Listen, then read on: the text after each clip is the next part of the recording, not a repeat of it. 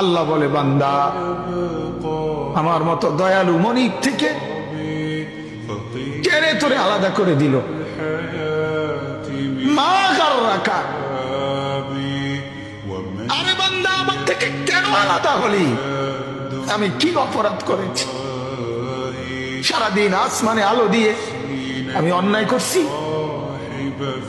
আজ আবার রাতের বেলা ঘুমের পরিবেশের জন্য অন্ধকার করে দিয়ে আমি অপরাধ করছি? মা গাররাক, এই যুবক, তোমার কাছে তোমার মালিক অপরাধ কি করছে বল না বেটা,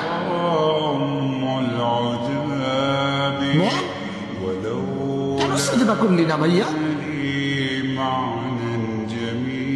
আল্লাহ তোমার কাছে কি অন্যায়টা করছে? কি অন্যায়